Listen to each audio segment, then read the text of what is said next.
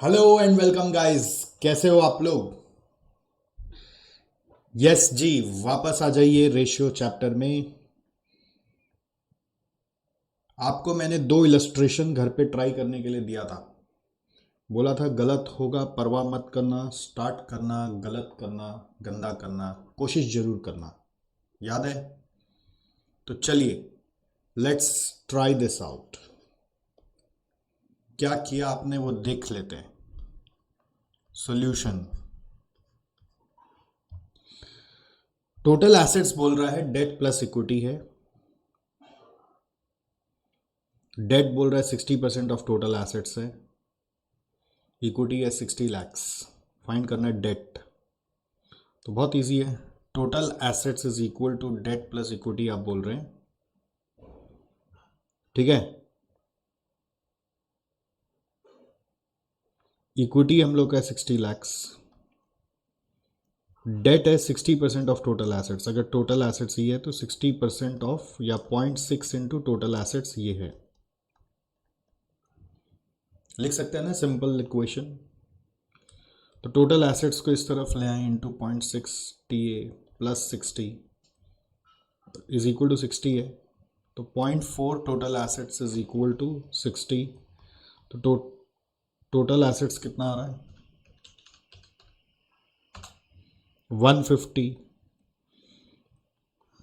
Therefore date हो जाएगा 0.6 into total assets, यानी 0.6 इंटू 150 इज इक्वल टू 90। कितना आसान है कि नहीं? मजा आया आपको?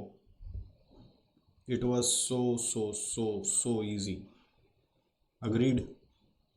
अग्रीड और नॉट? चलो नेक्स्ट। सर हम और कोई तरीका से किए, कोई प्रॉब्लम नहीं है। आंसर ये आया तो सब ठीक है, आप जैसे भी किए वैसे ठीक है। जैसे डेट 60% है तो आप बोल सकते हैं equity is 40% of total assets, ठीक है। तो 60/40% करेंगे तो टोटल एसेट्स आ जाएगा, तो उससे आपका डेट आ जाएगा। कैसे भी तरीका से कर लो, आंसर आने से मतलब है। आओ इलस्ट्रेशन नंबर 8 देखें आपसे हुआ कि नहीं हुआ। हाँ जी भाइयों और बहनों, हम लोग देखने वाले हैं क्वेश्चन नंबर 8। आपसे हुआ कि नहीं हुआ? आप सुन रहे हैं आकाशवाणी। डेट इक्विटी रेशियो है 5:4, तो D/E है 5/4। टोटल एसेट्स है 4,500 और वो बोल रहा है कि it is equity plus debt is equal to 4,500। और डेट मतलब है long term debt plus short term debt is equal to 4,500, ठीक है। समझ में आ रहा है? अब डेट इज इक्वल टू बोल सकते हैं आप, या इक्विटी इज इक्वल टू यहाँ पे बोल दो, इक्विटी इज इक्वल टू यहाँ से बोल सकते हैं आप, क्रॉस मल्टीप्लाई करोगे ना तो क्या होगा, 5E/4 is equal to D. तो E is equal to 4D/5। E is equal to 4D/5 और D मतलब दोनों का कंबाइंड वैल्यू है, ठीक है। एक काम करते हैं, इसको वापस से इक्विटी प्लस डेट लिख कर करते हैं। और डेट इज इक्वल टू ऐसे यहाँ लिख देते हैं, long term debt plus short term date अलग से यहाँ लिख देते हैं। इक्विटी है हम लोगों का 4D/5 plus D/5 plus D is equal to 4,500। तो ये 5D प्लस 4D आ रहा है, 9D/5 इज इक्वल टू 4,500। तो D का वैल्यू कितना आएगा देखो तो, 4,500 इंटू 5/9, ये आ रहा है 2500। भाइयों बहनों ये आ रहा है 2500। तो now you can put this 2500 over here, right. यहाँ पे पुट करो, देखो शॉर्ट टर्म डेट मालूम है तो लॉन्ग टर्म डेट आ ही जाएगा, है ना। ये पजल की तरह सॉल्व होता है। अब बोलेंगे सर आपको क्लिक किया हमसे नहीं हुआ, ऐसे नहीं होता। ये दिमाग बस पजल की तरह सॉल्व करना है, नॉर्मल सिंपल मैथमेटिक्स का प्रॉब्लम की तरह। कोई इसमें कोई ऐसा रेशियो एनालिसिस का बुद्धि लग रहा है, ऐसा कुछ भी नहीं है। ठीक है, चलो करो।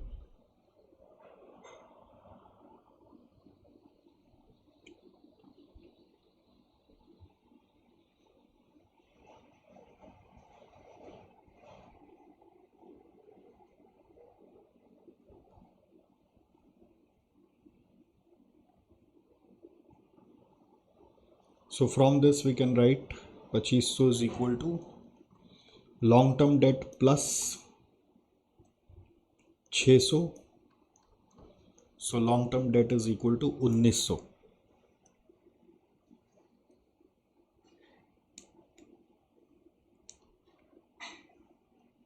Long term debt is equal to क्या होगा, 1900।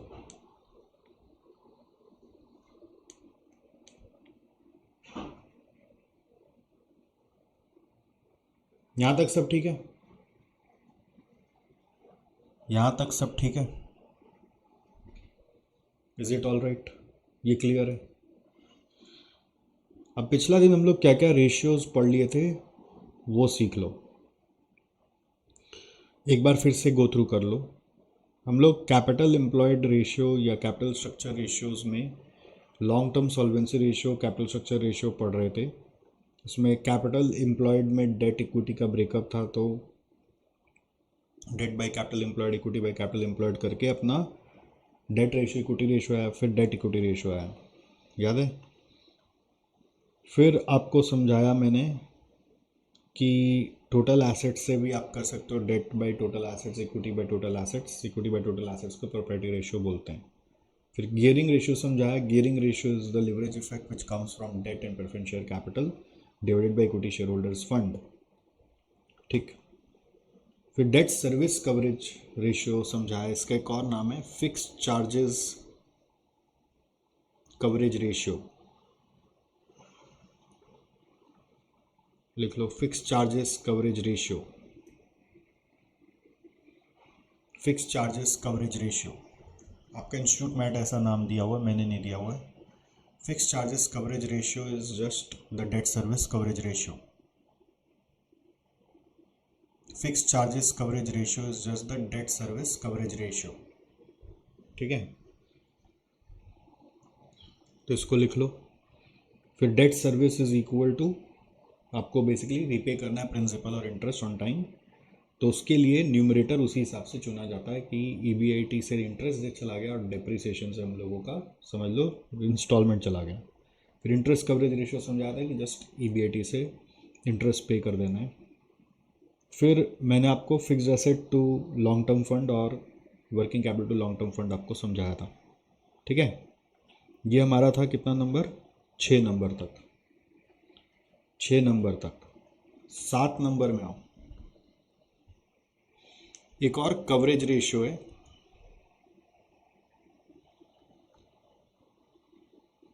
Dividend coverage ratio. ठीक है,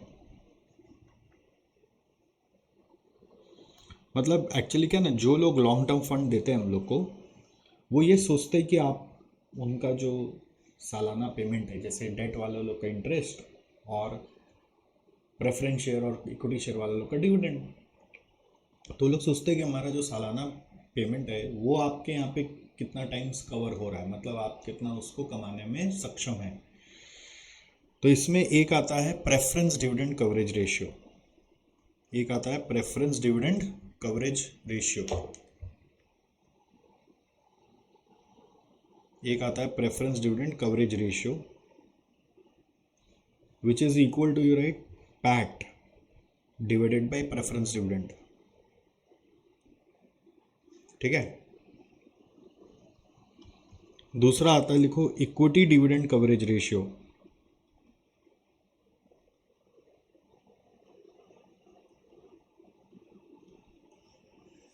इक्विटी डिविडेंड कवरेज रेशियो। ये कैसे आता है, ये आता है इक्विटी, इक्विटी के लिए क्या देते हैं हम लोग, इफेश, इफेश earnings available for equity share holders divided by equity dividend, earnings available for equity share holders divided by equity dividend. Earnings available for equity share holders divided by equity dividend.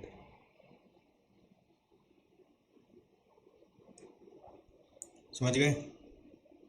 Earnings available for equity share holders divided by equity dividend. And what is this called? This is called as equity dividend coverage ratio. क्या नाम है इसका? Equity dividend coverage ratio. अब ये क्या है ना, आपको मैंने इनकम स्टेटमेंट बना के दिखाया था, बोला था पैट से प्रेफरेंस डिविडेंड देते हैं और ईफेड से इक्विटी डिविडेंड देते हैं। तो जो जहाँ से पे होता है वो उसको वही न्यूमरेटर में डाल देते हैं। अगर आप हिंदी में लिखना चाहो ना, सिंपल सा चीज़ होता है, ये रेशियो चैप्टर में लागू होता है। जैसा डिनोमिनेटर वैसा न्यूमरेटर, वैसा न्यूमरेटर, जैसा डिनोमिनेटर वैसा न्यूमरेटर, यही थ्योरी चलती है यहाँ पे। इसका मतलब क्या है? इसका मतलब ये है कि अगर प्रेफरेंस डिविडेंड देना है तो उसको कहाँ से देना है वही न्यूमरेटर में चढ़ेगा। अगर इक्विटी डिविडेंड देना है तो कहाँ से देना है वही न्यूमरेटर में चढ़ेगा। अगर करंट लायबिलिटीज देना है तो कहाँ से देना है? करंट एसेट से देना है। क्विक लायबिलिटी देना है तो कहाँ से देना है? क्विक एसेट से देना है। तो जिसको जहाँ से देना है वही न्यूमरेटर में चढ़ रहा है। ठीक है? और ये रेशियो का रूल क्या है? Again, higher is better. Higher the ratio,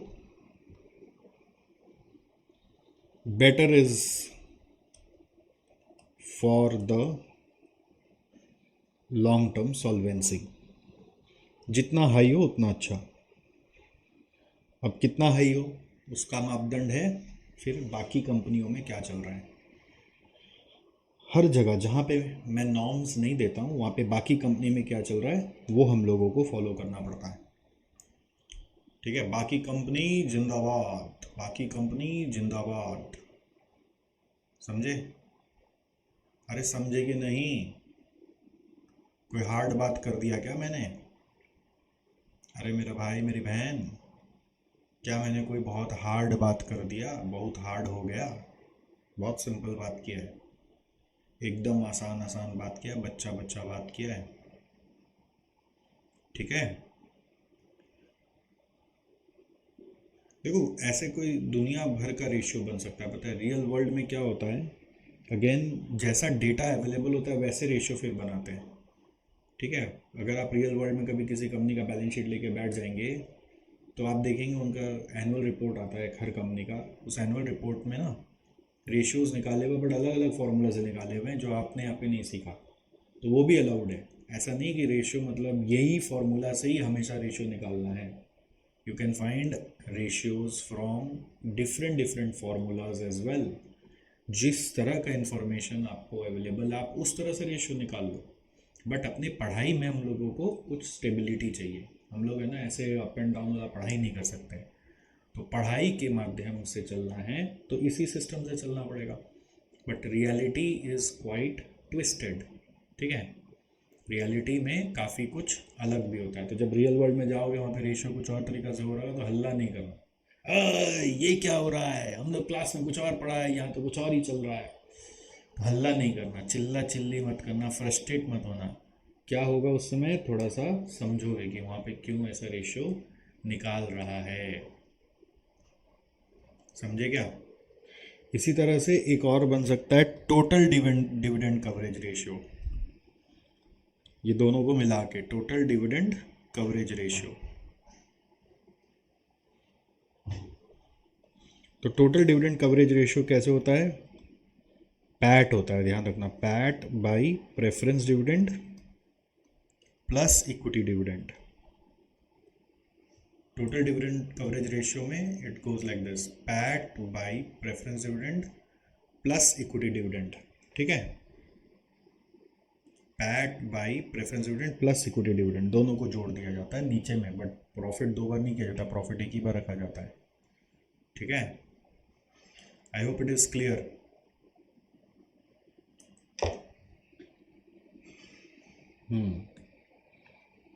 Yes. So we have completed basically two ratios. I will say we have completed two ratios completely. तो now I am going to take you to the third ratio. अगर आपको ध्यान हो मैंने आपको दो ratio पढ़ा दिया, एक लॉन्ग शॉर्ट टर्म सॉल्वेंसी वाला, एक लॉन्ग टर्म सॉल्वेंसी वाला। ठीक है? थर्ड जाने के पहले ऐसे एक समरी जो बना रहे थे, ये समरी है ना, बहुत काम का है, ठीक है। जैसे शॉर्ट टर्म में बना के दिया था समरी, वैसे भी लॉन्ग टर्म में समरी बनाएंगे। लॉन्ग टर्म में समरी बनाने वाले हम लोग। आओ।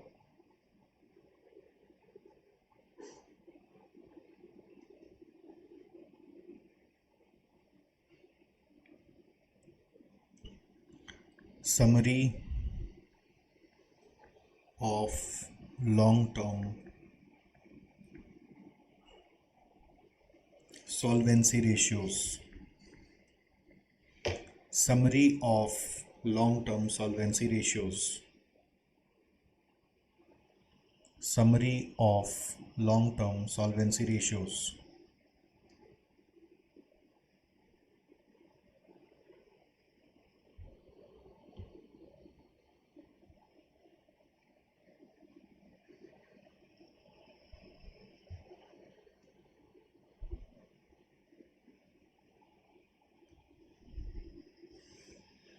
इसमें सबसे पहले आ रहा है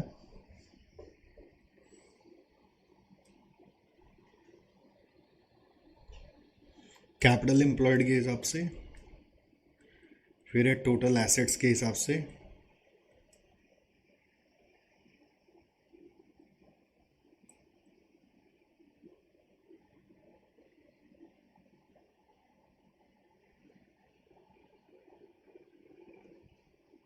फिर ये कैपिटल एम्प्लॉयड का लायबिलिटी साइड था, लायबिलिटी साइड के हिसाब से, और ये वाला कैपिटल एम्प्लॉयड का एसेट साइड के हिसाब से, और एक था आपका कवरेज रेशियोज।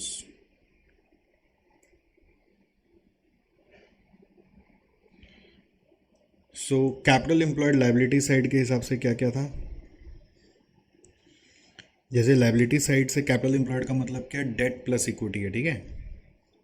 तो इसलिए दो रेशियो था यहाँ पे, एक है डेट बाय कैपिटल एम्प्लॉयड, जिसको हम लोग बोले थे डेट रेशियो, दूसरा है इक्विटी बाय कैपिटल एम्प्लॉयड, जिसको हम लोग बोलेंगे इक्विटी रेशियो।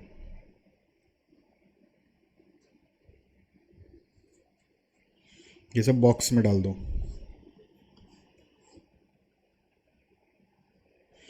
फिर इन दोनों से एक रेशियो निकाला था which is debt by equity, तो डेट इक्विटी रेशियो,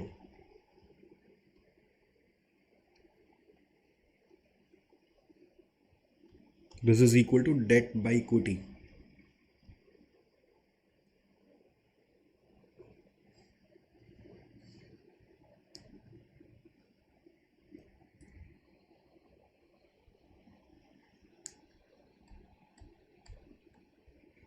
यहां तक सब ठीक है।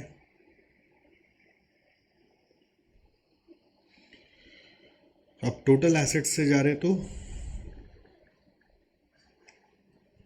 देखो, अगर जगह का शॉर्टेज होगा तो नीचे खींच लोगे। Debt by total assets,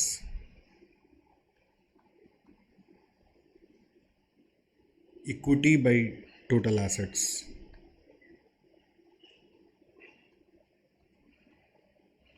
debt by total assets को हम लोग कोई नाम नहीं दे रखे हैं, इसको बस बोलते हैं debt to total assets. Equity by total assets को हम लोग एक नाम दे रखे हैं प्रोप्राइटरी रेशियो।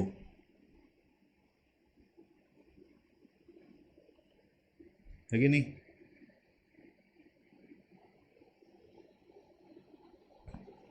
एसेट साइड से जब कैपिटल एम्प्लॉयड निकालते हैं तो it is fixed asset plus working capital,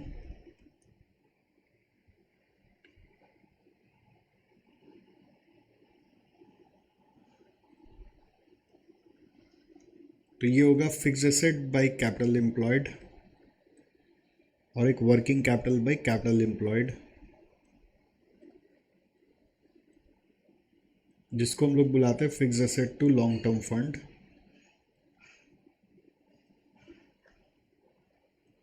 या फिर फिक्स्ड एसेट रेशियो,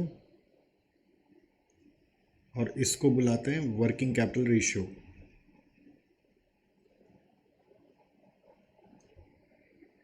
यही था।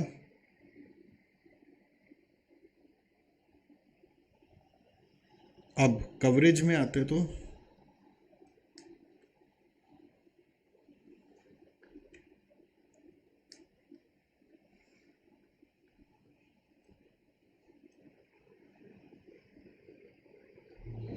एक है, यहाँ पे जगह नहीं हो रहा तो नीचे पूरा टान सकते हो आप।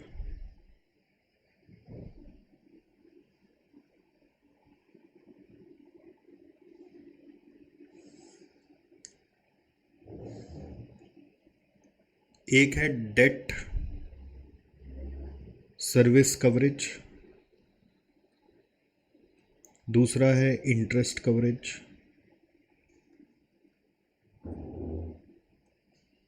तीसरा है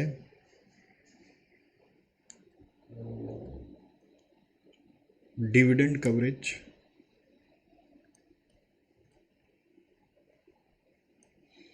और इसी में डाल दो एक और, वो कैपिटल गियरिंग जो था वो भी यहीं डाल दो, और क्या करोगे।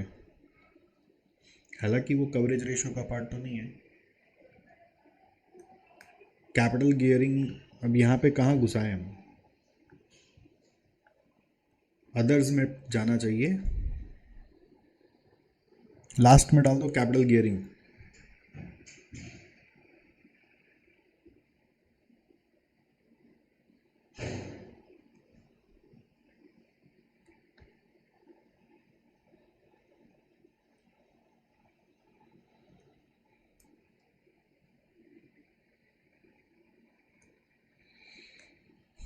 सबका अपना अपना फॉर्मूला है। डेट सर्विस कवरेज का एक फॉर्मूला है EBIT plus depre by interest plus repayment यानी installment. Interest coverage is EBIT by interest, जैसा देश वैसा भेष, जैसा डिनोमिनेटर वैसा न्यूमरेटर। डिविडेंड कवरेज में आपको मैंने 3 तो बताया है, preference dividend coverage, equity dividend coverage, total dividend coverage.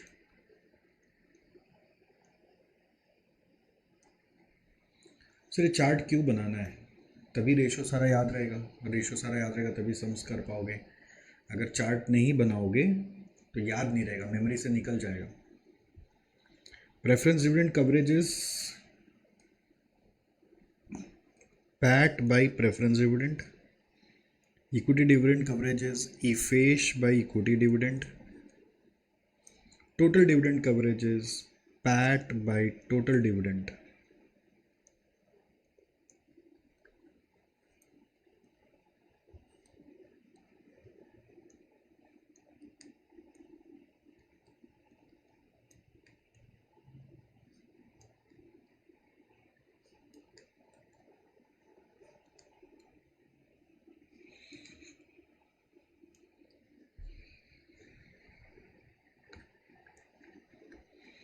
फिर कैपिटल गियरिंग में it is fixed charges bearing securities which is debt plus preference share capital divided by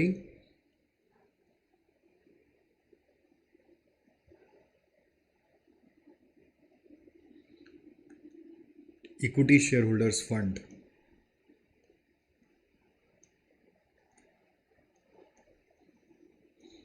Divided by equity shareholders fund.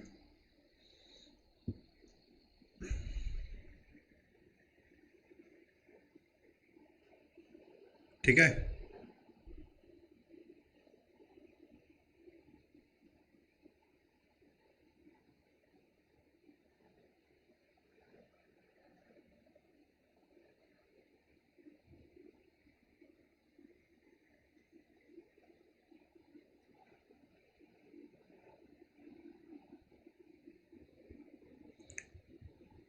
सारा ही आ गया।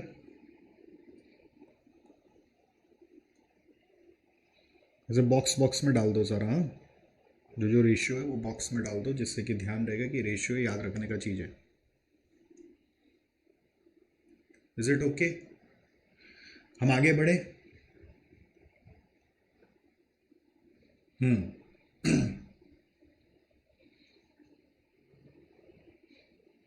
आओ third में चलो। हम लोग long term short term solvency सीख लिए, अब थर्ड रेशियो में आ रहे हैं। ये एक्टिविटी रेशियोज, इसका दूसरा नाम है परफॉर्मेंस रेशियोज।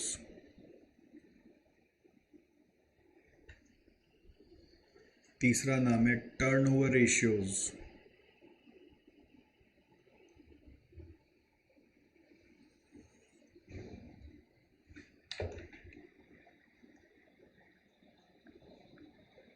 ठीक है,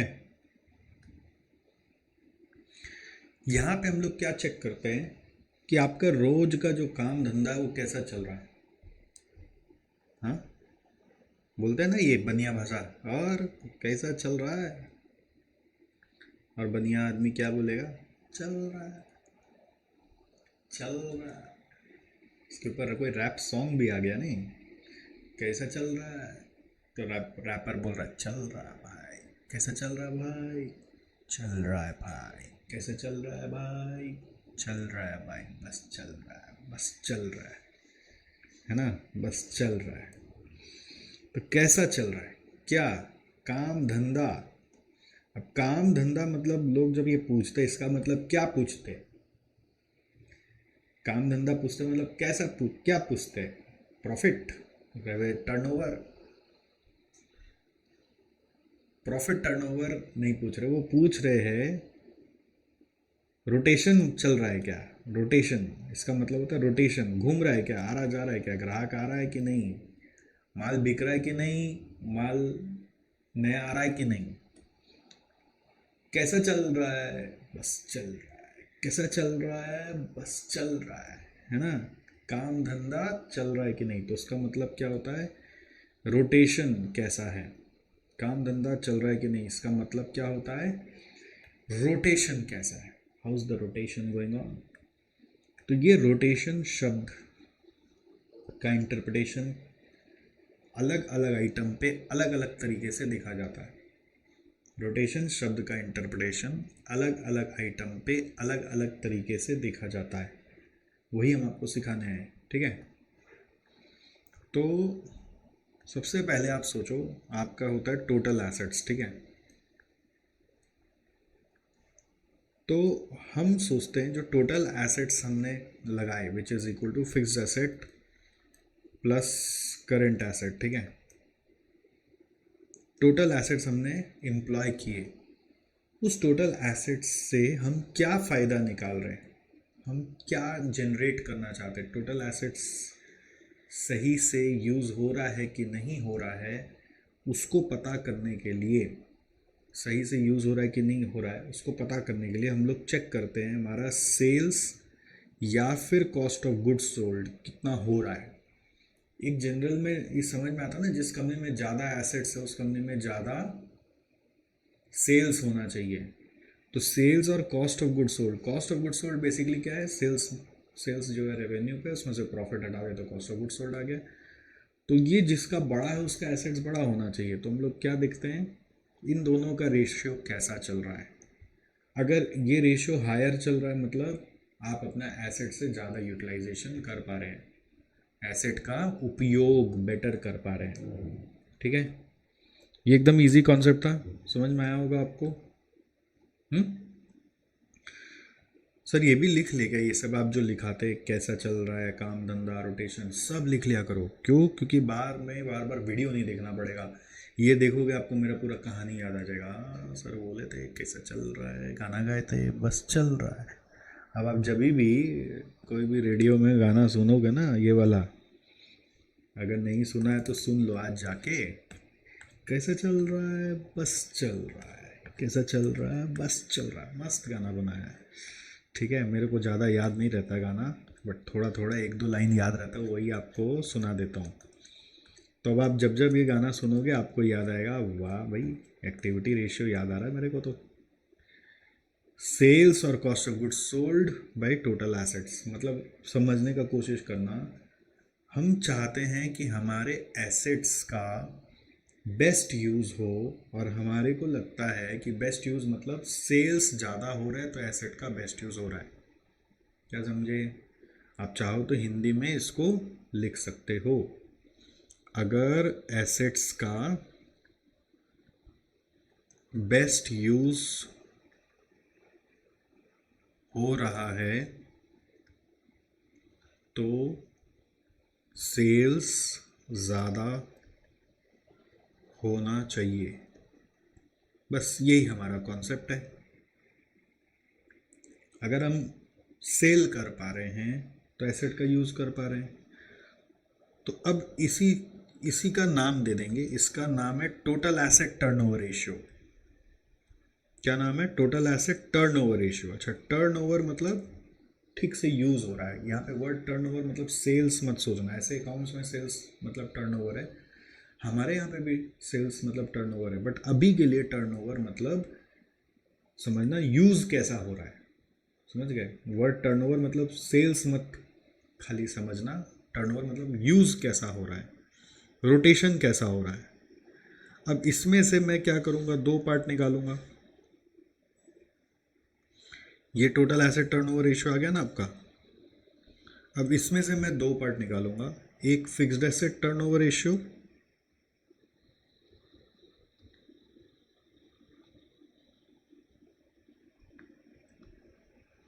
और दूसरा मैं निकालूंगा current asset turnover ratio. Correct? क्या निकालूंगा? Current asset turnover ratio.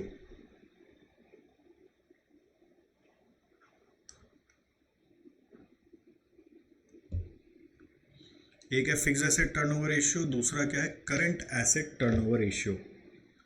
तो फिक्स्ड एसेट टर्नओवर रेशियो कैसे आता है?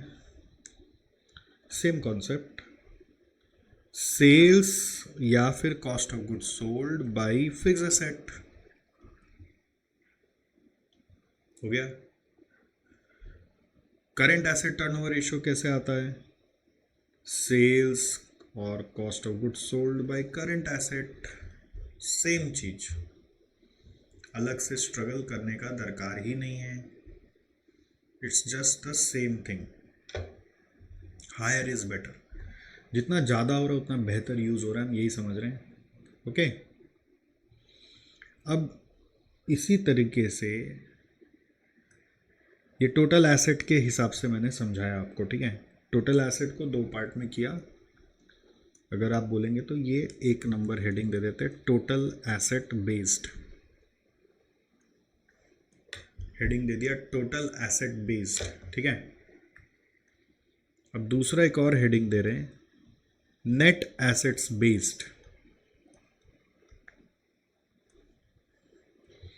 ये सबको याद रखने का ना तरीका भी यही है, जैसे मैं पढ़ा रहा हूँ उसी तरीके से याद होगा ये। नेट एसेट मतलब क्या होता है? नेट एसेट मतलब होता है fixed asset plus working capital. Fixed asset plus working capital, ध्यान रखना। नेट एसेट्स मतलब होता है fixed asset plus working capital.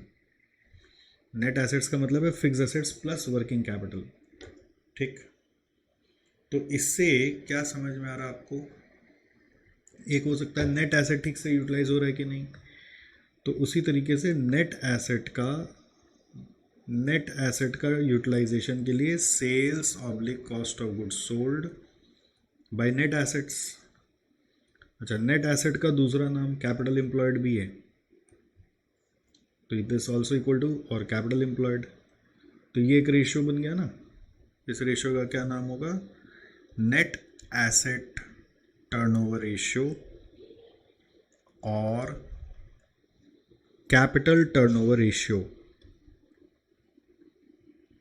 और capital turnover ratio, net asset turnover ratio और कैपिटल टर्नओवर रेशियो, ठीक है।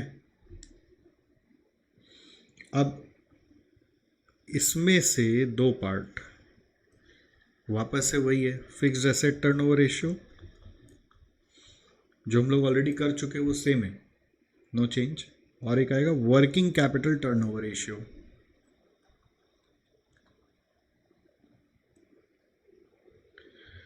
सो फिक्स्ड एसेट टर्नओवर रेशियो कैसे आ रहा है? सेल्स और COGS bye fixed asset, same. Working capital कैसे आएगा? सेल्स और COGS बाय वर्किंग कैपिटल। तो पूरा सेम कॉन्सेप्ट यूज हो रहा है, आप देखो सेम कॉन्सेप्ट यूज है पूरा, बस टोटल एसेट बेस्ड और नेट एसेट बेस्ड हो गया। ठीक है, यहां तक सब क्लियर है? आई होप आपने लिख भी लिया होगा। ओके, देखो कभी कभी ऐसा हो जाता है कि मेरे को आपका स्पीड का अंदाजा नहीं लगता, ठीक है, तो आप वीडियो को रोक के लिख लेंगे, कंप्लेन नहीं करेंगे, वीडियो को रोक के लिख लेंगे, बोला ठीक है कोई बात नहीं, अपने से लिख लेते हैं। और कभी कभी ऐसा होता है कि मैं आगे निकल रहा हूँ, आपको लग रहा है कि अरे मैं लिखूं कि मैं पहले सर का समझूं, तो अगर मैं आगे निकल रहा हूँ आपके स्पीड से तो मेरे को आगे जाने दो, पूरा सुन लो, आप लिखना रोक दो, you wait for me to complete, then मेरा ख़त्म होने के बाद मैं ऐसे रुकता ही हूँ कहीं ना कहीं जाके, तो आप फिर उस समय रुक के कंप्लीट कर लेंगे। कभी मैं आगे निकल गया, आप मेरे साथ साथ लिख रहे थे, तो रुक जाना, आप रुक जाना, मेरे को पूरा समझा देने देना, फिर आप लिखना। ये गोल्डन रूल याद रखोगे। तीसरा, अब वर्किंग कैपिटल का ब्रेकअप लेके करते हैं। वर्किंग कैपिटल का itemized, itemized, itemized, itemized, item wise, working capital का आइटम वाइज कैलकुलेशन करेंगे। तो जैसे कि वर्किंग कैपिटल में दो पार्ट होता है, एक पार्ट होता है करंट एसेट और दूसरा पार्ट होता है करंट लायबिलिटीज, राइट। तो करंट एसेट्स में आता है डेटर्स, पहले आता है स्टॉक, फिर आता है डेटर्स। स्टॉक और डेटर्स ही लिखना है और नहीं लिखना है, बाकी जो आता है सब नहीं लिखना है। और करंट लायबिलिटीज में आता है क्रेडिटर्स। और स्टॉक में तीन आता है, एक आता है रॉ मटेरियल स्टॉक, दूसरा आता है WIP स्टॉक, और तीसरा आता है फिनिश गुड स्टॉक। यहाँ पे ना जगह चाहिए, और थोड़ा सा जगह बना लेना अगर हो सके तो, कैसे, थोड़ा और नीचे तक खींच के, ऐसे यहाँ पे जगह मिलना चाहिए। Raw material stock, WIP stock और फिनिश गुड स्टॉक, ठीक है। तो बेसिकली हम लोग को अभी ये 5 आइटम का सीखना है। वर्किंग कैपिटल का सारा आइटम्स नहीं लेते हैं, जो जो काम का आइटम है वही वही आपको बताया कि ये सब आइटम को लेके अपने को रेशियो समझना है, ठीक है।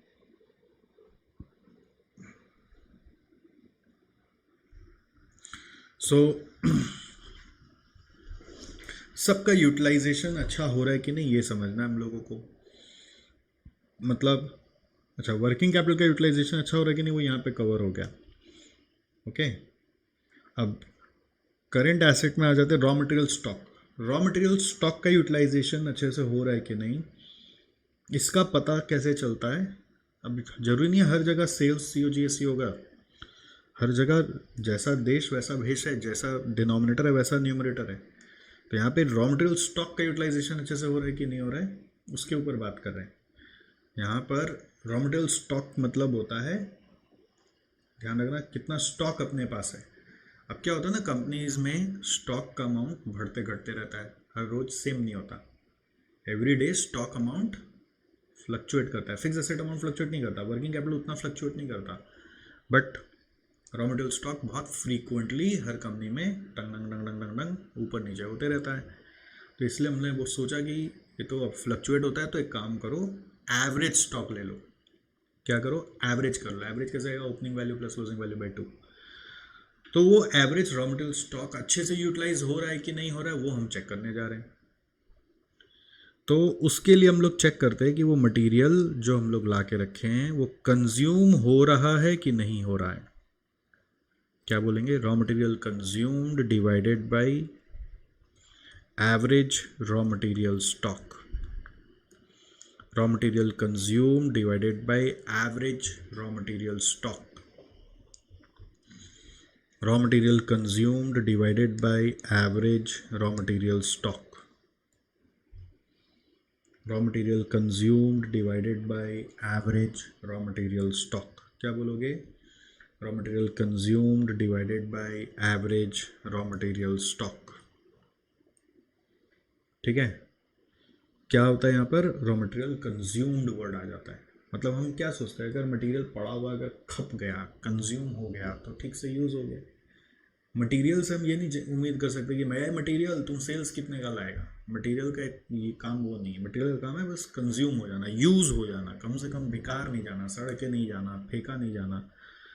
ठीक है, अभी रॉ मटेरियल कंज्यूम्ड कैसे आता है?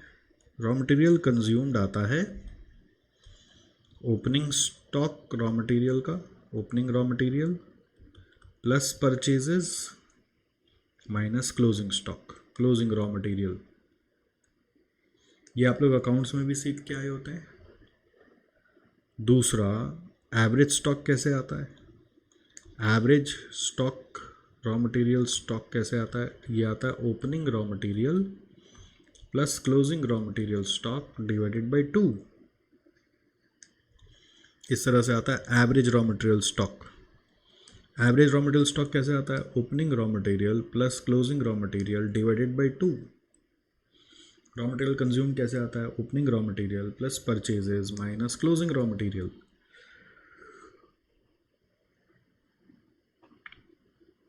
हुआ? अब जैसे अगर मैं बोलता हूं मेरे पास मटेरियल स्टॉक है 1 लाख का, इसका मतलब को समझो। हाँ, ये काम का चीज़ है। अगर मेरे पास मटेरियल स्टॉक है 1 लाख का और मैंने कंज्यूम कर लिया, रॉ मटेरियल कंज्यूम्ड, वो मेरे को दिख रहा है 10 लाख का, इसका मतलब क्या हुआ?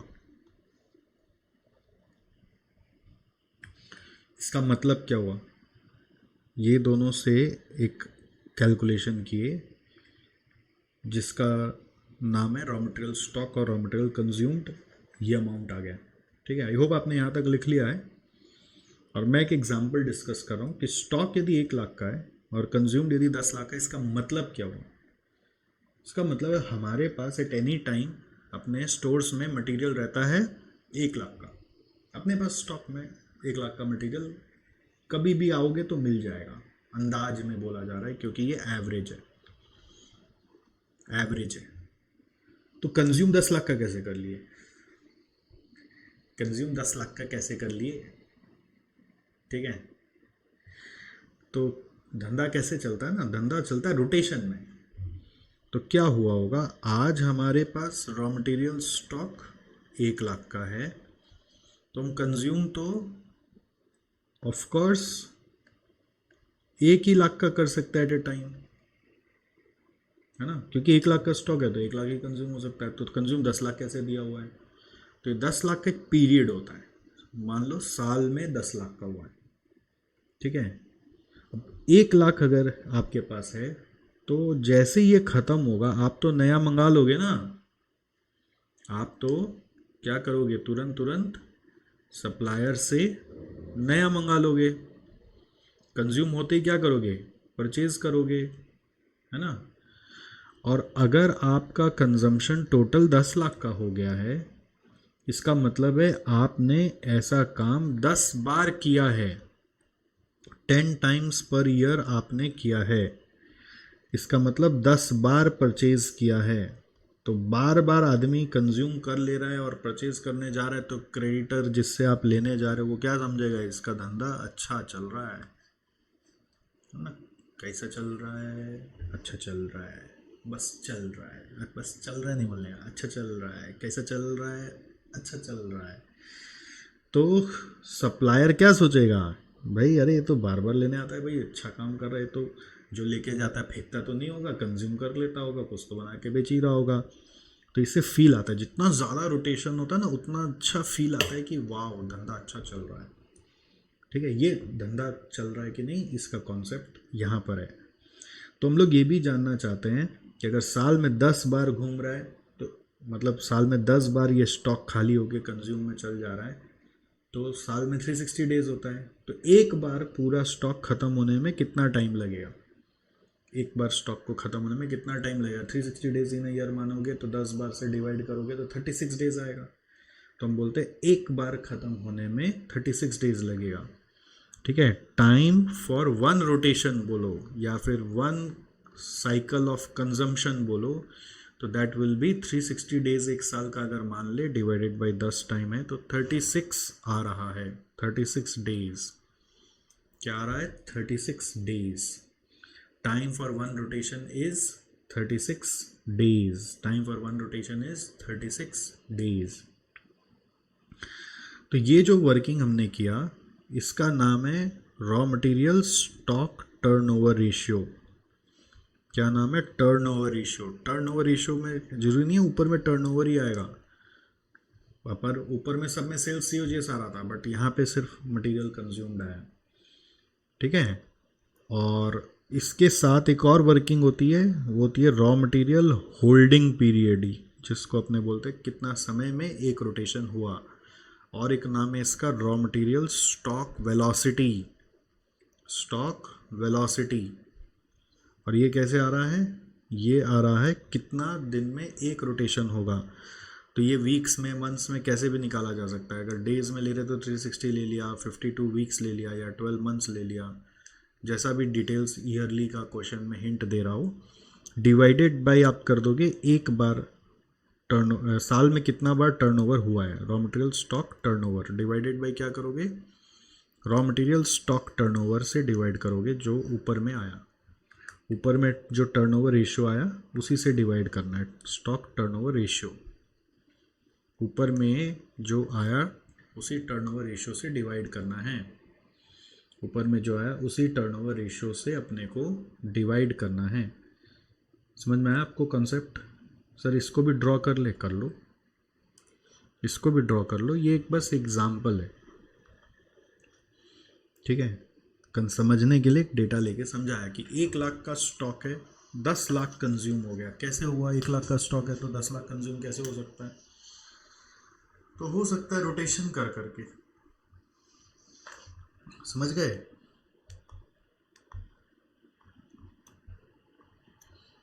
बना लो इसको।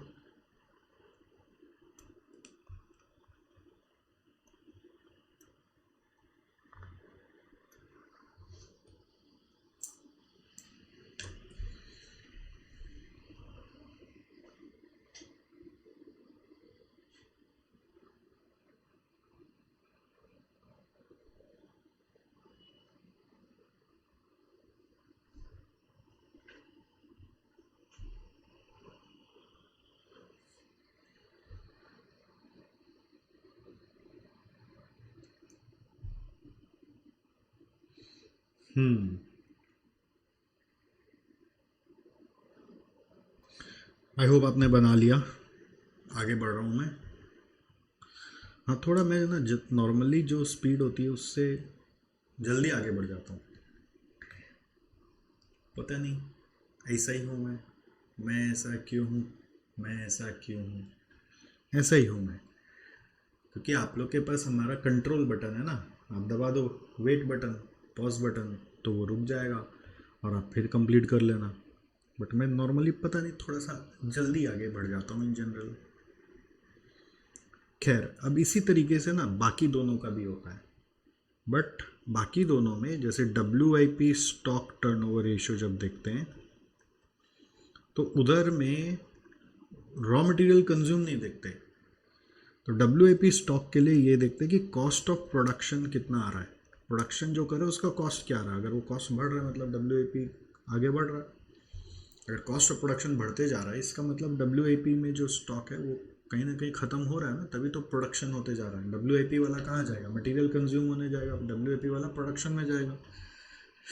तो अगर हम मान रहे हैं कि कॉस्ट ऑफ प्रोडक्शन का वैल्यू बढ़ रहा है मतलब स्टॉक ऑफ WIP यूज़ हो रहा है, तो divided by average WIP stock. ठीक है, ऑलराइट। और इसी तरीके से WIP का ये एवरेज निकाला जा सकता है। और कॉस्ट ऑफ प्रोडक्शन निकालना है तो कैसे निकालेंगे? कॉस्ट ऑफ प्रोडक्शन निकालना है तो कैसे निकालेंगे? Cost of production is material consumed plus direct wages plus direct expenses plus factory overhead. ये आपको मैंने ना मैन्युफैक्चरिंग अकाउंट बना के दिखाया था ना, वहाँ पे समझाया था। Plus opening WIP minus closing WIP, ये सारा जोड़ते हैं तो कॉस्ट ऑफ प्रोडक्शन आता है। ठीक है, यहाँ तक जोड़ जाड़ के ओपनिंग WIP क्लोजिंग WIP जोड़ जाड़ के कॉस्ट ऑफ प्रोडक्शन आता है। फिर एवरेज WIP स्टॉक कैसे आएगा, वो same opening plus closing by 2 करके आएगा, इसमें कोई चेंजेस नहीं है। फिर WIP होल्डिंग पीरियड क्या होगा, ठीक है, इसको WIP का वेलोसिटी बोलेंगे, सेम चीज सेम नाम है। और WIP stock velocity same working, that is equal to 360 50 52 12 by average stock of WIP, sorry divided by WIP stock turnover ratio. WIP stock turnover ratio कोई चेंज नहीं है, जैसा है वैसा ही है सब कुछ। ठीक, अब फिनिश गुड स्टॉक का बनाना है। फिनिश गुड स्टॉक का सेम तरीका है, हाँ, फिनिश गुड स्टॉक का भी सेम तरीका हो, लिखो finish good stock turnover ratio. बस उसमें क्या हो रहा है, ऊपर में चेंज हो जाएगा cost of goods sold. Finish good stock पड़ा हुआ है, उसका यूटिलाइजेशन कहाँ पे सही हो रहेगा, उसको बेच दिया तब सही है। कॉस्ट ऑफ गुड्स सोल्ड, अगर सेल हो रहा है तो फिनिश गुड स्टॉक रखने का मतलब है, तो एवरेज फिनिश गुड स्टॉक। और COGS कैसे आता है, COGS आता है COP में, अगर आप ऐड कर देंगे ओपनिंग फिनिश गुड्स और लेस कर देंगे क्लोजिंग फिनिश गुड्स तो COGS आ जाएगा। इस COP में अगर आप opening finish goods closing finish good adjust कर देंगे तो COGS आ जाएगा। और एवरेज वाला कॉन्सेप्ट जैसा है वैसा ही है, और उसका वेलोसिटी भी जैसा है वैसा ही, आप अपने आप कंप्लीट करो, पूरा लिखो एक जैसे ही, एक ही जगह ठीक से सीखना है, बाकी सब में खाली कहाँ पे यूटिलाइजेशन अच्छा होगा वो नाम जानना है। ओके,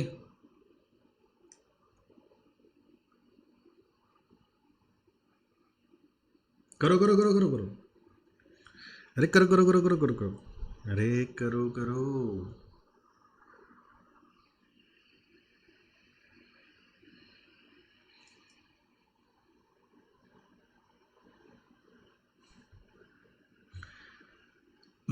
देखो भैया, अपने से क्या ना ज़्यादा चिल्ला चिल्ली करके पढ़ाया नहीं जाता है, बहुत टीचर लोग चिल्ला चिल्ला के पढ़ाते हैं, अपन आराम से पढ़ाते हैं और मस्ती से पढ़ाते हैं। और मस्ती करना मतलब चिल्लाना जरूरी है ऐसा नहीं। भैया ये गला भगवान से मिला है, चिल्ला चिल्ला के अभी ख़त्म कर लेंगे तो डिप्रिशिएट ज़्यादा हो जाएगा। मैं चाहता हूँ ये मेरे जीवन तक पर्यंत तक मेरे साथ चले, है ना, इसलिए मैं मस्ती बहुत करता हूँ, मज़ा बहुत करता हूँ, शांति से पढ़ाता हूँ। चिल्ला चिल्ली अपने बस की बात नहीं है, ठीक है। हालांकि चिल्ला चिल्ली थोड़ा सा सुनने में अच्छा लगता है, बट सर दर्द हो जाता है थोड़ी देर बाद, बोलने वाले का भी और सुनने वाले का भी, ठीक है। तो अब देखो, average finish goods is equal to opening finish goods plus closing finish goods by 2 बोलेंगे तो। अब इसके बाद फिनिश गुड्स होल्डिंग पीरियड और फिनिश गुड्स स्टॉक वेलोसिटी,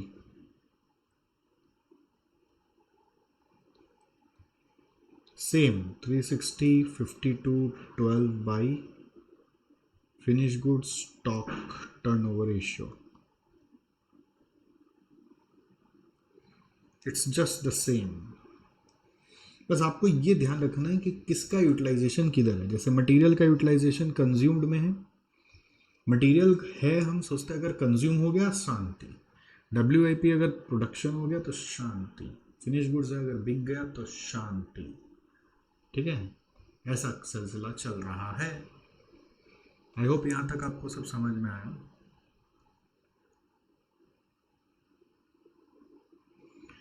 अब आते हैं हम लोग डेटर्स में। ठीक है, डेटर्स में सेम चीज चलेगा, debtors turnover ratio. Debtors turnover मतलब क्या हो रहा है, डेटर्स आ रहा है जा रहा है, डेटर्स आ रहा जा रहा मतलब क्रेडिट सेल्स बढ़ रहा है कि नहीं।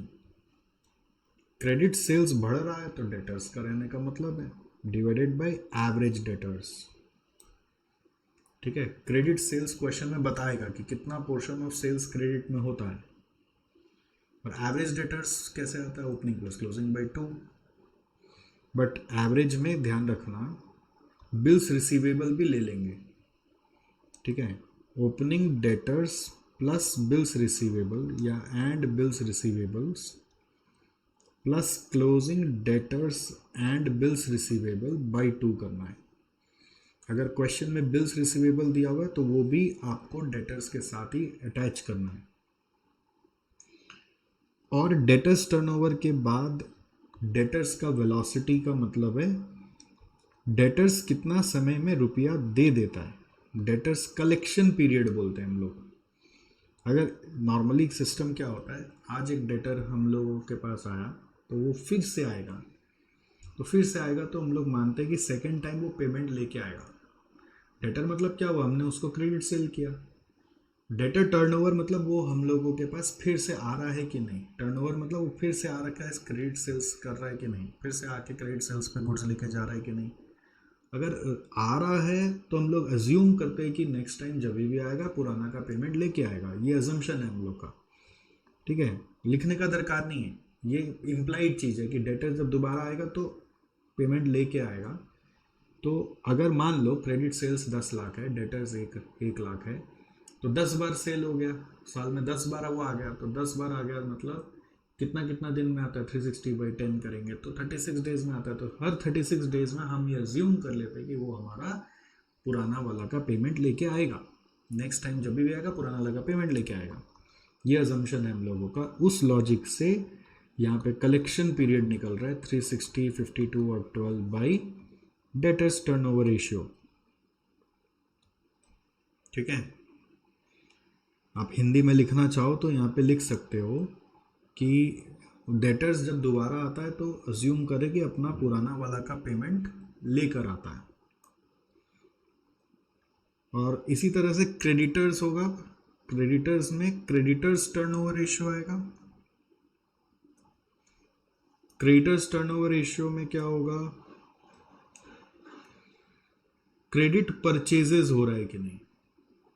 क्रेडिटर से हम लोग क्रेडिट परचेज करते रहते हैं, तो क्रेडिटर्स टर्नओवर रेशियो में हम लोग क्या बोलेंगे, क्रेडिट परचेज हो रहा है कि नहीं। क्या बोलेंगे, क्रेडिट परचेज हो रहा है कि नहीं। ठीक है, तो बनाओ अपने से credit purchase by average creditors, पूरा सेम टू सेम कॉपी कर लो। और क्रेडिटर्स में पेमेंट पीरियड आ जाएगा, मतलब नेक्स्ट टाइम जब हम क्रेडिटर से परचेज करने जाएंगे तो हम उसको पुराना वाला का पेमेंट कर देंगे। तो क्रेडिटर का पेमेंट पीरियड लिखना, चलो करो।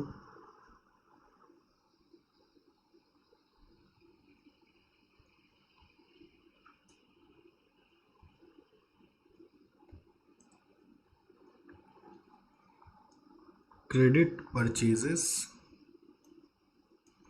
by average creditors. Average creditors is equal to opening creditors plus and bills payable plus closing creditors and bills payable by 2.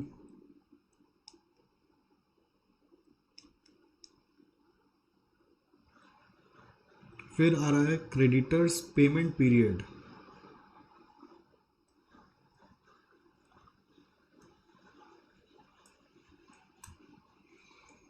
Three 360 और 52 और 12 बाई क्रेडिटर्स टर्नओवर रेशियो। 360 और 52 और 12 बाई क्रेडिटर्स टर्नओवर रेशियो।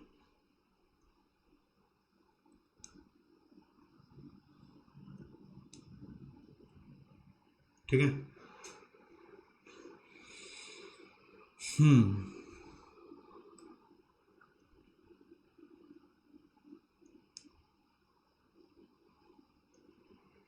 यहाँ तक सब ठीक है ना? Is this all right and okay?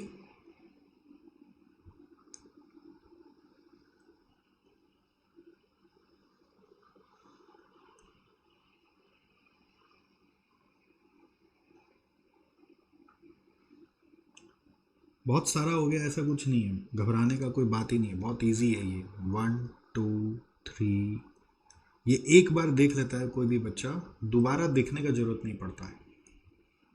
It is so easy.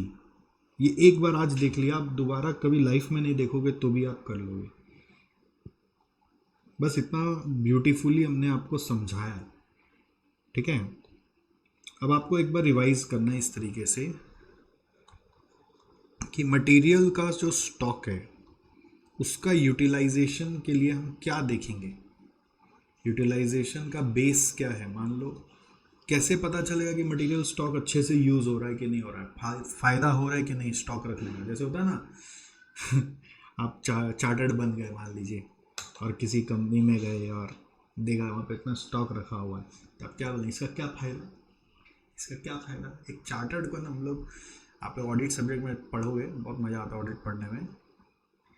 Audit को मज़ा से पढ़ना पड़ता है। ऑडिट ऐसे पढ़ोगे ना कि अरे ये क्या थ्योरी है, ऐसे ऑडिट नहीं पढ़ते हैं। ऑडिट पढ़ते कि बन गए से अपन ऑडिटर, आओ कंपनी तुम्हारा अकाउंट्स का हलवा करें, समझे? तब ऑडिट पढ़ने में मज़ा आता है। तो ऑडिटर को हम लोग नॉर्मली बोलते हैं, चार्टर्ड जो ऑडिटर बन के जाता है वो होता है स्केप्टिकल पर्सन। स्केप्टिकल मतलब शक्की आदमी। हर चीज़ में उसको लगता है क्या बकवास हो रहा है भाई, क्या बकवास हो रहा है, क्या बकवास करे, क्या बकवास चले, क्या फ़ायदा इसका, क्या फ़ायदा। तो जैसे ही आप ऑडिटर बन के कंपनी में गए, वहाँ पे देखा बहुत सारा स्टॉक पड़ा हुआ है, तब पहले माथा पीटेंगे, ए क्या रख रखा है, क्यों रख रखा है, इसका क्या फ़ायदा है, क्या फ़ायदा, हर चीज़ का फ़ायदा क्या पहले वो समझना है आपको, तभी आप असली चार्टर्ड है। हर चीज़ का समझना है, स्टॉक का क्या फ़ायदा है। तो सामने वाला बोले भाई साहब जी कंज्यूम हो जाता है ना, कंजम्पशन होता है इसलिए फ़ायदा है। हाँ कंज्यूम होता है तब ठीक, कंज्यूम नहीं होता तो क्या फ़ायदा है।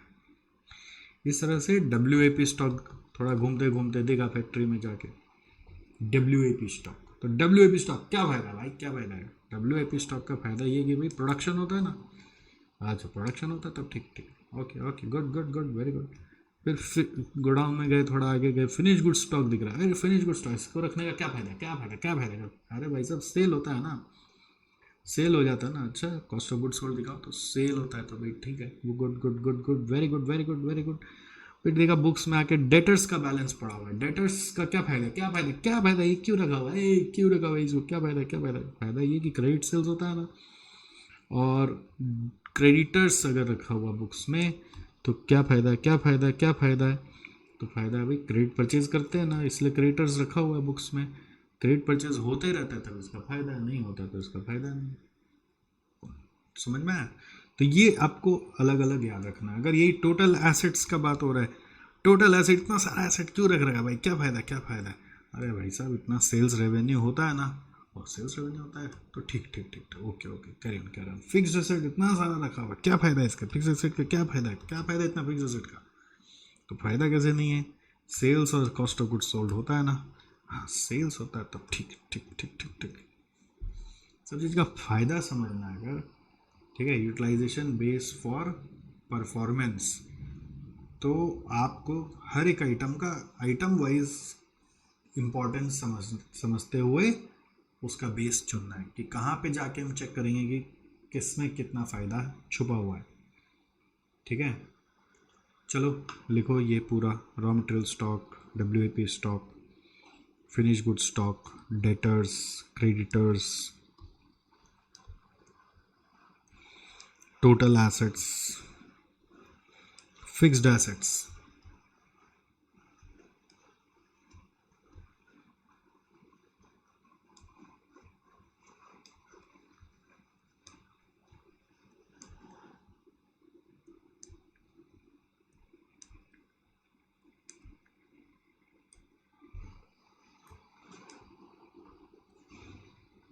समझ में आया आपको? ये पूरा लिख लो, और इसी के बेस पे अब आगे का वर्किंग्स होने वाला है। I think concept is clear to you.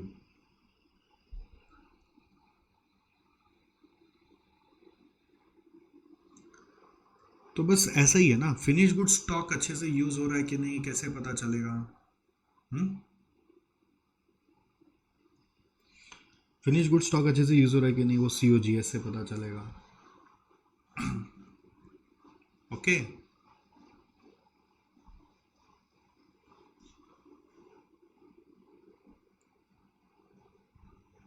चलो अभी यहाँ तक जो आपको दिया उस पर कुछ कैलकुलेशन दिया जाए आपको, प्रैक्टिस करो कुछ क्वेश्चन एग्जाम्पल, जिससे समझ में आए कि आपको कितना समझ में आया है ना।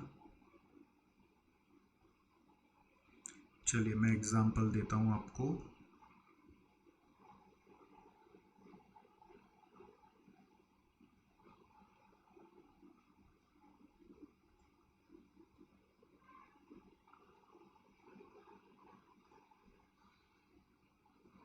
गर्मा गर्म देंगे एकदम बना बना के, ताज़ा ताज़ा गर्मा गर्म एग्जाम्पल, मज़ा आ जाएगा आपको करते करते।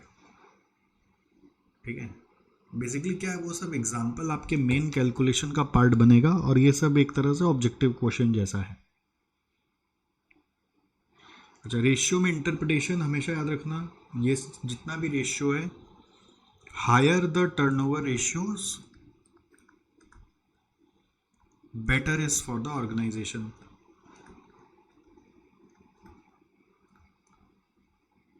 Higher the turnover ratios better is for the organisation. ठीक है, higher the ratio better for the organisation. तो लिखो एग्जाम्पल,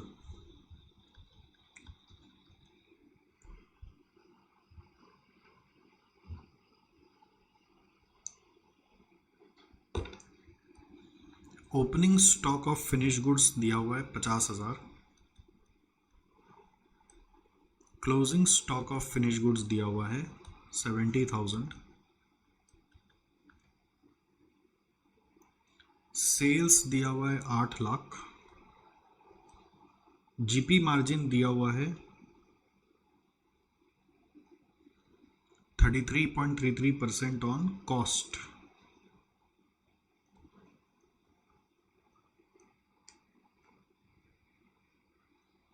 आपको क्या कैलकुलेट करना है? Finish goods stock turnover ratio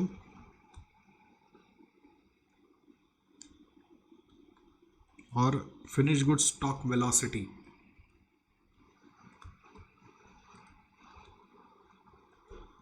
रुको अभी नहीं करोगे, अभी ये लिख लो मेरे साथ साथ, मेरे साथ साथ सिर्फ लिख लो।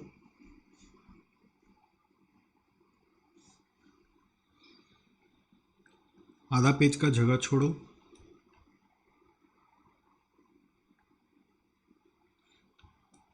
फिर एग्जाम्पल 2 लिखो। एक साथ सारा करेंगे, ठीक है? पहले एक बार सारा एग्जाम्पल लिख लो आप। इन्वेंट्री टर्नओवर रेशियो दिया हुआ है 5 टाइम्स, कॉस्ट ऑफ सेल्स दिया हुआ है 2 lakhs, फाइंड करना है आपको ओपनिंग फाइंड करना है number A average stock, number B find करना है opening stock and closing stock.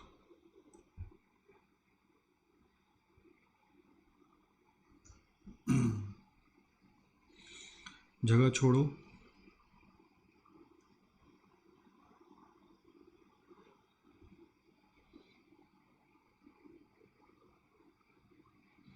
लिख लिया?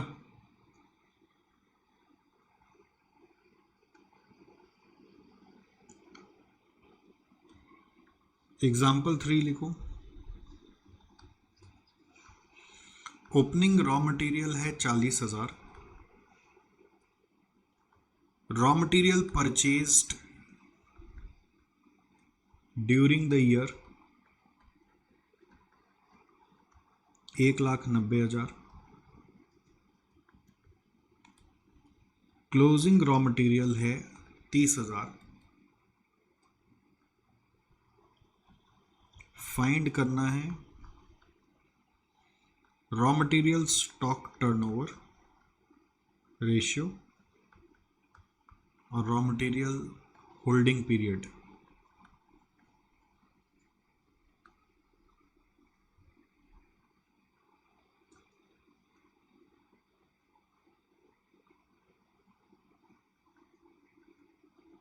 नेक्स्ट एग्जाम्पल 4 में आओ।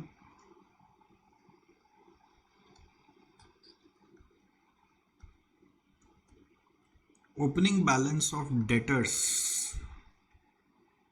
12,000, closing balance of debtors 18,000,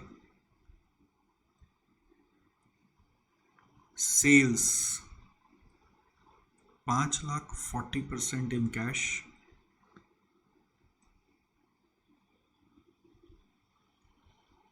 find करना है number A debtors turnover ratio, number B collection period, average collection period,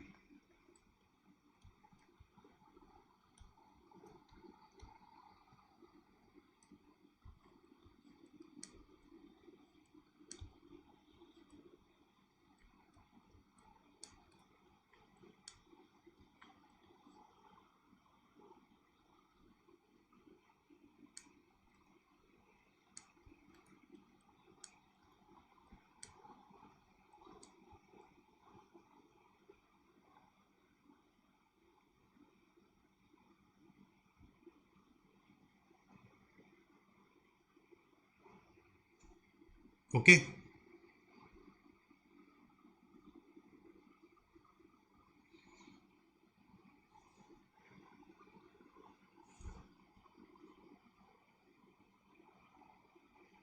एक और एग्जांपल है,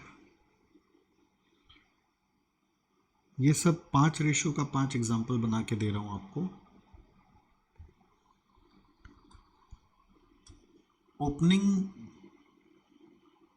ओपनिंग में क्रेडिटर्स दिया हुआ है 20,000, बिल्स पेएबल दिया हुआ है 10,000 और रॉ मटेरियल दिया हुआ है 80,000। क्लोजिंग में क्रेडिटर्स दिया हुआ है 30,000, बिल्स पेएबल दिया हुआ है 12,000, रॉ मटेरियल दिया हुआ है 50,000। रॉ मटेरियल कंज्यूम्ड है 3,00,000।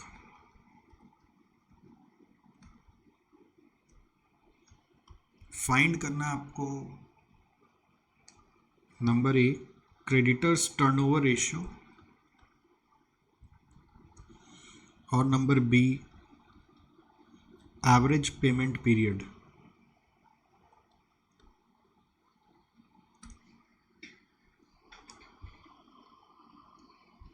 और नंबर बी फाइंड करना है एवरेज पेमेंट पीरियड।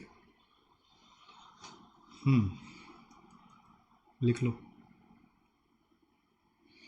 ये 5 एग्जाम्पल बेसिकली आपका मेन क्वेश्चन जो आएगा उसका हिस्सा है, ठीक है। बट आपको इससे एक आइडिया लगेगा कि आपने जो रेशियो सीखा उसको अप्लाई करना आ रहा है कि नहीं आ रहा है। एक जनरल अजम्पशन चलता है, इसके लिए भी आधा पेज का जगह छोड़ो आप, जो आपको इस 5 एग्जाम्पल को सॉल्व करने के लिए काम भी आएगा और पूरे चैप्टर का पूरा सब्जेक्ट में चलता है, ठीक है। जनरल अजम्पशन,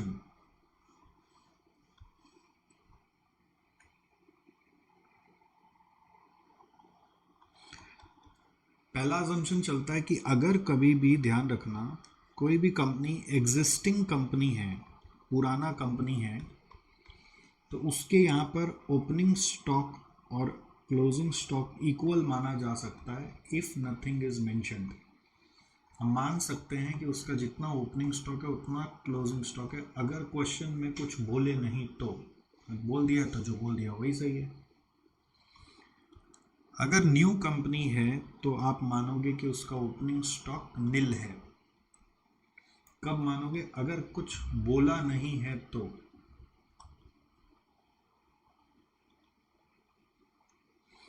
और कुछ नहीं बोल रहा है तो जो कंपनी है वो एग्जिस्टिंग कंपनी है। assumption number 2, a company is always an existing company. ठीक है, मतलब अपना मन से न्यू कंपनी नहीं मानोगे। ये कोई भी सम सॉल्व करने में हेल्प करता है। जैसे अब मैंने एग्जांपल दिया, अगर एग्जांपल में मैंने कहीं लिखा नहीं कि ये सब न्यू कंपनी है तो आप क्या मानोगे, ये सारा का सारा एग्जिस्टिंग कंपनीज है। ठीक है, अगर मैंने उसका ओपनिंग स्टॉक क्लोजिंग स्टॉक दिया है तो जो दिया वही ठीक है। अगर नहीं दिया है तब आप ओपनिंग स्टॉक और क्लोजिंग स्टॉक को इक्वल मानोगे। अगर नहीं दिया है तब आप ओपनिंग स्टॉक और क्लोजिंग स्टॉक को इक्वल मानोगे।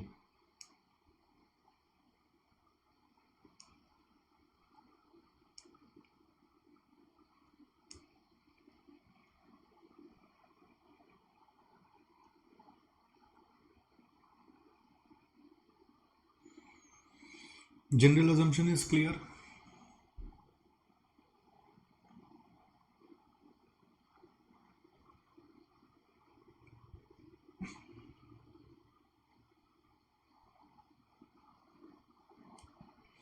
I hope general assumption is clear. ठीक है,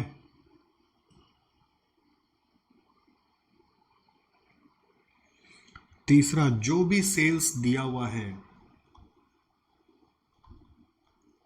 अगर कुछ नहीं बोला है तो वो क्रेडिट सेल्स माना जा सकता है।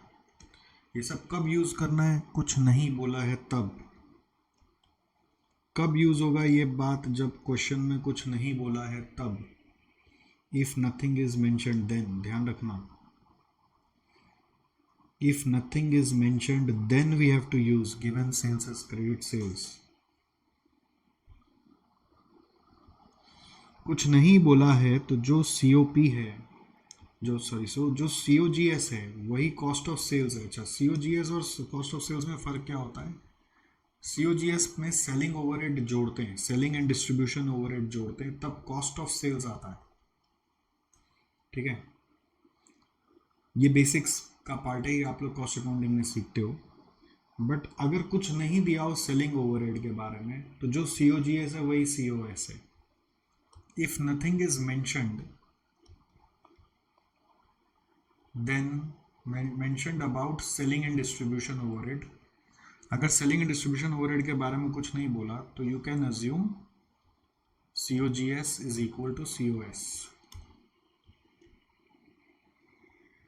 अगर सेलिंग ओवरहेड के बारे में कुछ नहीं बोला तो अपना मन से तो पैदा नहीं कर सकते ना, तो जो COGS है वही COS है।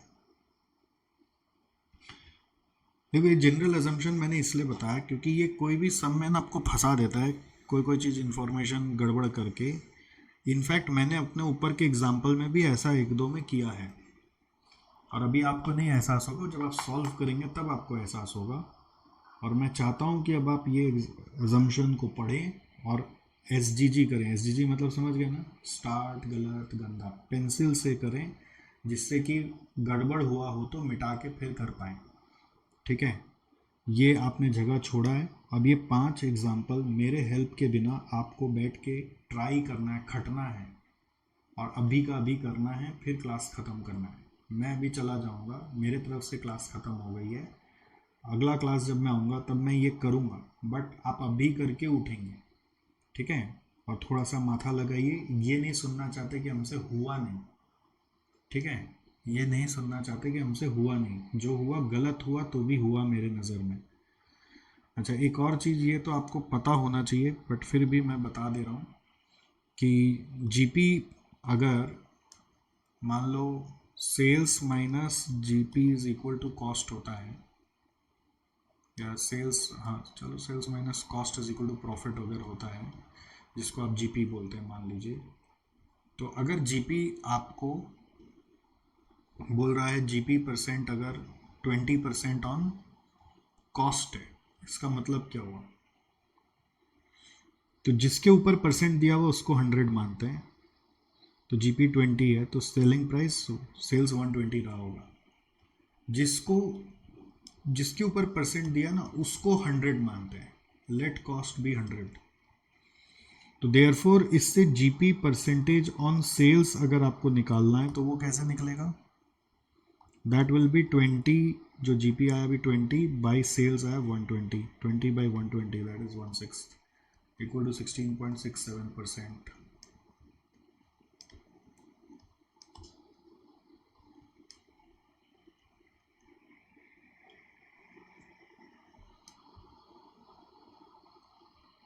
समझ में आया आपको?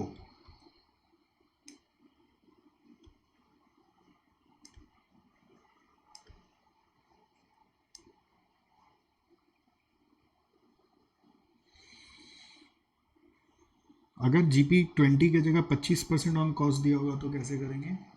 तो कॉस्ट को 100, प्रॉफिट हो जाएगा 25, सेलिंग सेल्स हो जाएगा 125, तो जीपी ऑन सेल्स क्या होगा? 25 बाई 125। ऑलराइट, तो ये बेसिक्स है। ओके, इन अकाउंट्स में भी सीखा हुआ होता है, बट बहुत बार होता है कि बहुत बच्चों को ये बेसिक भी नहीं पता होता है, तो सम्स में फंस जाते हैं, मिस्टेक्स करते हैं, इसलिए मैंने आपको ये भी बता दिया। अब आप अपना दिमाग चलाओ और मेरे को इस 5 के हेल्प से, प्लस आपको जो मैंने ये चार्ट्स बना के दिए, इसके हेल्प से स्ट्रगल करके, चैलेंज लेकर, मेहनत करके ये 5 इलस्ट्रेशन आप करके दिखा रहे हो। ऑलराइट, चलिए करिए, स्टार्ट करिए, मैं चला, अपने मिलते हैं अगला दिन विथ करेक्शंस। ऑलराइट, जो भी होगा, बट आपको करना है। ब्लैंक छोड़ा तो देख लेना काली माता का, हम लोग कलकत्ता वाले में यहाँ पे काली माता का बहुत बड़ा प्रकोप है। काली माता ने हम लोगों को एक अलग से आशीर्वाद भी दिया हुआ है, जय माँ काली कलकत्ते वाली, तेरा वचन न जाए खाली। ध्यान देना, नहीं किया तो, टच नहीं किया तो, ट्राई नहीं किया तो, गलत करो ठीक है, बट ट्राई करना ही पड़ेगा। चलो ट्राई करो, मैं वेट कर रहा हूँ, अगला क्लास में मिलते हैं। सी यू।